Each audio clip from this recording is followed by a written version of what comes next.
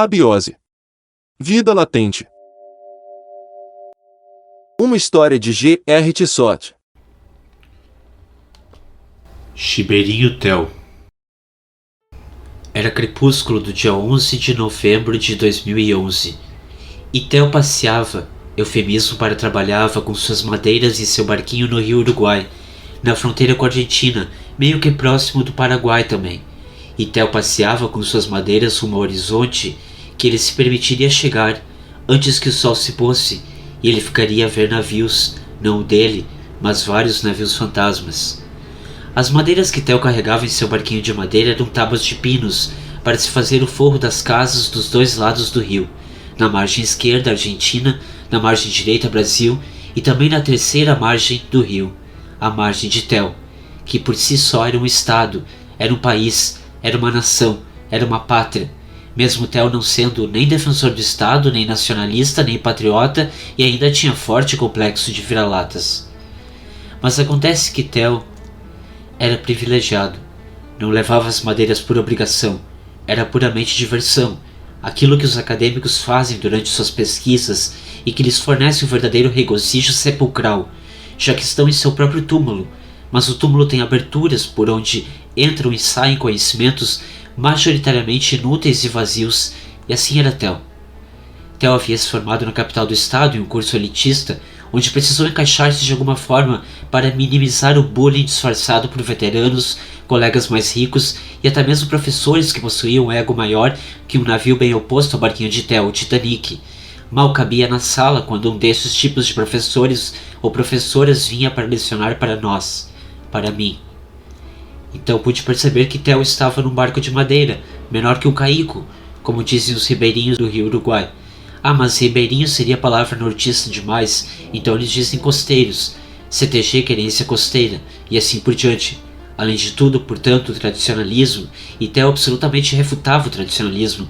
Sua personalidade conduz com a de um revolucionário, de um vanguardista, de alguém que quer quebrar certos paradigmas e construir novos, mais equânimes, mais socialmente justos. Contudo, Theo usava em seu barquinho de madeira cheio de barro seco por fora, na parte que ficava fora d'água, um belo trench coat Dior. Muitos poderiam indagar-me como um garoto de 21 anos de uma cidade com menos de 5 mil habitantes e tão distante dos grandes centros, muito distante e isolado assim, pudera estar vestindo um casaco Dior e um barquinho de madeira. Diriam que estou a puxar para um realismo mágico fantástico e a tentar uma apresentação de absurdos. Trata-se de minha fidedigna verdade. Mesmo ele sendo de classe média baixa, pequeno burguês, mesmo sendo praticamente mais camponês do que citadino, ele conseguiu comprar o casaco Dior, de um azul marinho único, golas imensas que conferiam a ele poder maior que piloto de navio. Ele e seu barquinho de madeira cheio de tábuas de pinos para forros de casas, garagens, lojas, banheiros, qualquer coisa que você conseguir imaginar, até mesmo divisórias de cômodos, funcionando assim como finas paredes cheias de ouvidos e de dentes. Theo formou-se em filosofia política e defendeu sua tese sobre a teoria marxista-leninista envolvendo filosofia, economia e também sociologia. Obteve nota máxima e foi convidado por uma editora alemã a publicar seu trabalho em formato de livro e aceitou coberto de felicidade, pois além de barqueiro e chibeiro, Theo também é escritor, desde os 9 anos de idade, quando já escrevia romances e tentativas de poemas. Era tão inseguro que acreditava, a pobre criança, que jamais seria capaz de escrever um poema. Hoje Theo escreve um poema de 4 páginas a 4 em menos de 3 minutos. Theo enganou-se sobre si mesmo durante toda a infância e adolescência e duvidou e sofreu por muitos anos com sua distorção de imagem que o levava a agir de forma constrangedora em público, virando assim alvo fácil de bullying, o que envolve deboches, chacotas, violências moral, psicológica e verbal. Resultado de uma infância e de uma adolescência traumáticas, Theo desencadeou transtornos psíquicos vários. A cada troca de psiquiatra, um novo diagnóstico, novas medicações, sentia-se uma cobaia. Pobre Theo que navegava no crepúsculo do rio Uruguai, rumo ao horizonte, usando um casaco Dior, pois era inverno no sul. Chegou em um ponto em que pensou que Deus o abandonara, posto que sua condição mental só piorava e estava afetando o que ele tinha de mais valioso, seu intelecto, pela decadência de sua cognição, o que atrapalhava, inclusive chegou por uma fase a tirar sua criatividade, sua inteligência, sua capacidade de discernimento entre o que para ele era o ético. Envolveu-se em muitos crimes desde então, 99% isento de culpa, já que se fosse preso ou investigado, a inimputabilidade estaria presente para defendê-lo e ao mesmo tempo dar-lhe sentença de morte. Theo possuía cabelos com distintos cachos, em verdade era somente levemente encaracolado, mas conferia a seu biotipo um aspecto de homem simultaneamente sedutor e sensual, e neste ponto da narrativa já passava dos 30 anos, e soltaria os garotos mais novos que ele, que geralmente preferem relacionar-se com caras mais velhos. Theo sentia-se assim, velho, já com 35 anos, mas pelo menos ainda não havia sinais de qualquer calvície e seus dentes estavam intactos, sua pele bonita e uma nobreza no trato com as pessoas que raros espíritos possuem. Aquele menino rapaz que navegava em seu barquinho de madeira carregando forros de pinos no meio do rio Uruguai usando um casaco de or.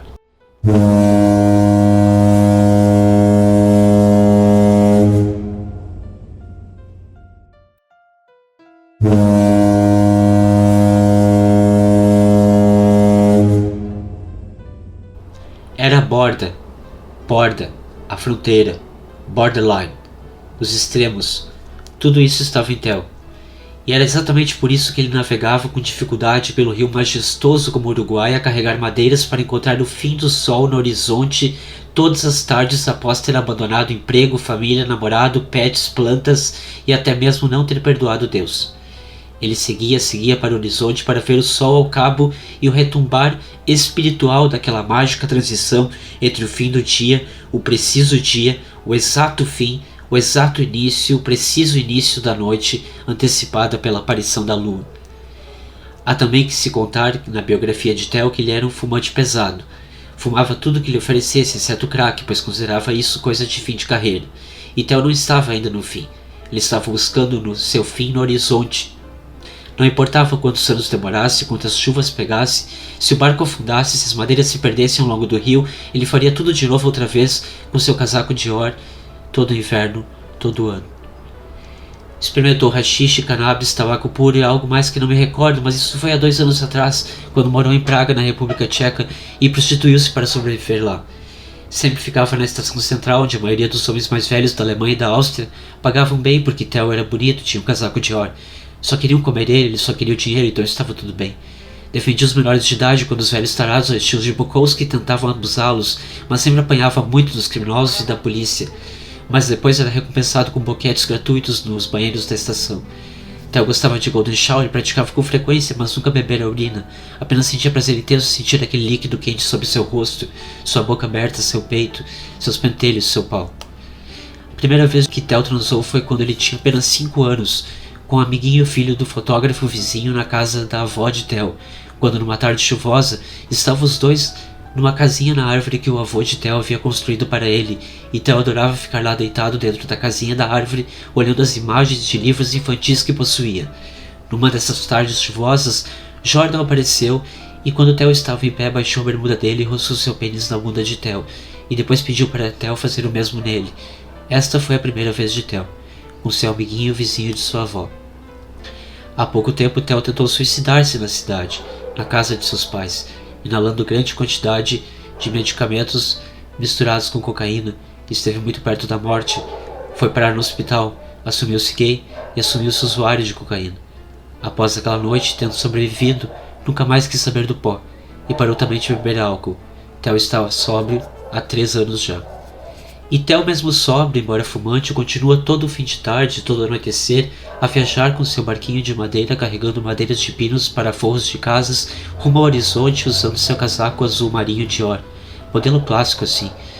Theo pretende continuar sua viagem, descansar todos os dias, voltando para a terra firme e retornar no dia seguinte, a eterno, até ele finalmente chegar ao horizonte e dizer: eu aqui estou, vencido e morto, como quiserem os deuses.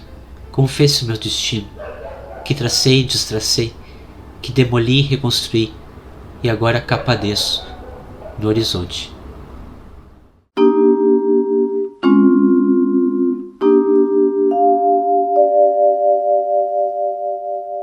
Todos os direitos reservados para JB Studio. Quer saber como colaborar com o canal, dar alguma sugestão ou patrocinar? É muito simples, entre em contato com a gente. Envie um e-mail para abiose.vidalatente@gmail.com. Agradecemos a todos e até o próximo capítulo de Abiose, Vida Latente.